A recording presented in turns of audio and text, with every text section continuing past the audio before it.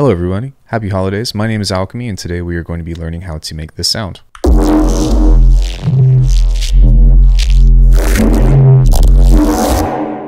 This was inspired from Noisia's Sinkhole, but as a usual disclaimer, I'm not Noisia, you're not Noisia, but if we can both accept that, then maybe we can learn some cool sound. So before we get into that, please do me a favor, help me on my way to 10,000 subscribers, and be sure to like the video if you like these kinds of tutorials. Let's go ahead and jump in. The premise of this sound is actually fairly basic. There isn't really that much processing going on, but what you kind of want to think about is taking a simple waveform, adding a bunch of distortion to it, using band passes to boost the low-mid frequencies of the source, and then combine that with some cool stereo processing stuff, and then you'll have a sound like this.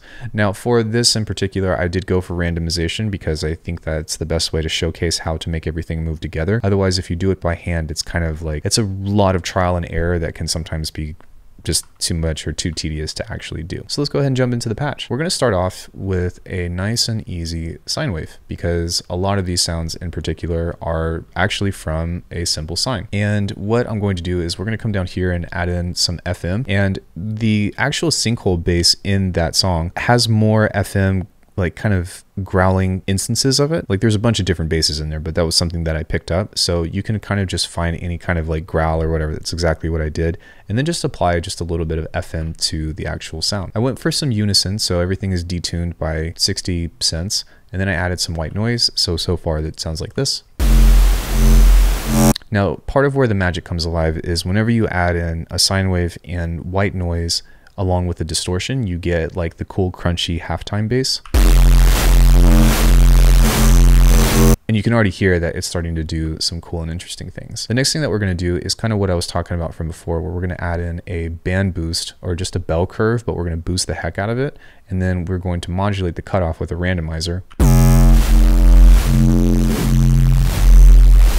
And from here, it's kind of just a repeat process. So we're going to go distortion, some more band boosting, and then finally we're going to finish this off with some notch filtering around the same area. So what I'm trying to do here is I'm trying to boost the heck out of the low mids, and when it gets too resonant, I'm going to try to use the notch to counter it to try to create more vowel movement. It doesn't always work, but for this particular sound, I think that it works out pretty well.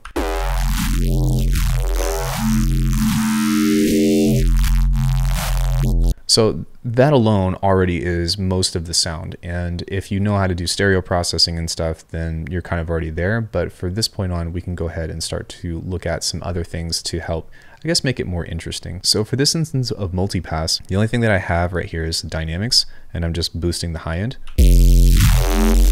just to make it a little bit more crunchy. And then we're actually going to go in and open up Snap Heap, which I'm doing something experimental but trying to have some fun with it. There's a left channel, a right channel, and a mid channel. So these are all panned against each other, as you can see, and these both have two high pass filters, but each band has a different kind of stereo processing to it. So it's going to automatically give it a little bit more stereo.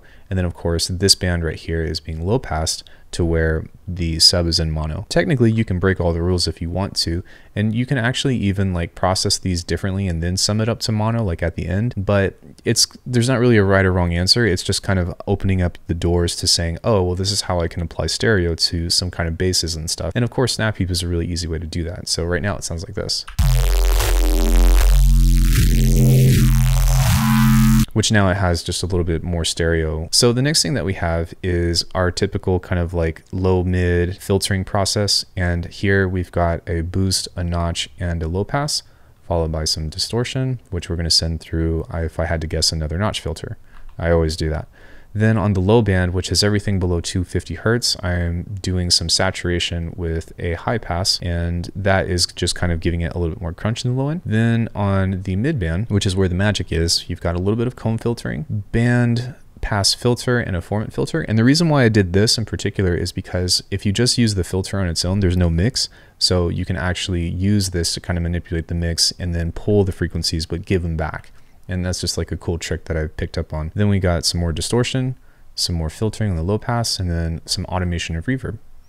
There's nothing on the high band. Then overall, I think I'm doing kind of the same deal where we're talking about what I did in the last episode of trying to pull out like cool vowels out of it. And then we've got some distortion. And then the typical thing that I do on almost every bass is on the mid band here, I have some convolution reverb, some actual reverb being automated, and then a low pass filter. And then that's pretty much it for the sound. The last thing that we have here is just another boost of the high end, because we're going to lose a lot. The low band is in mono, then we're boosting the high band up and then doing some more automation from reverb. And the reason why is because in Sinkhole, there's some really wide open sounds that are really amazing from the tune. And I was just trying to replicate that. I didn't get quite there with the tools that I have from Kilohearts. So let's just go ahead and listen to what it sounds with it. Which of course doesn't necessarily sound like the tune, but it's got some cool neuro stuff that would be in the similar style. However, if you take a giant reverb, say something like ROM, and you apply it to the overall signal and maybe like low cut it or something,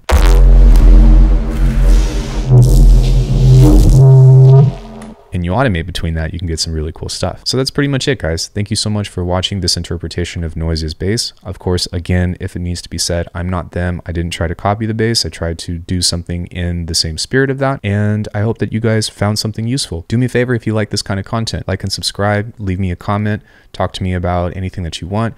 And before I forget, Noisia actually has their own Patreon about how they do things. So be sure to go and even heck sign up for there if you want to know directly what they're doing. That's all I got for you guys. Thank you so much and happy holidays. I'll see you guys in the next one.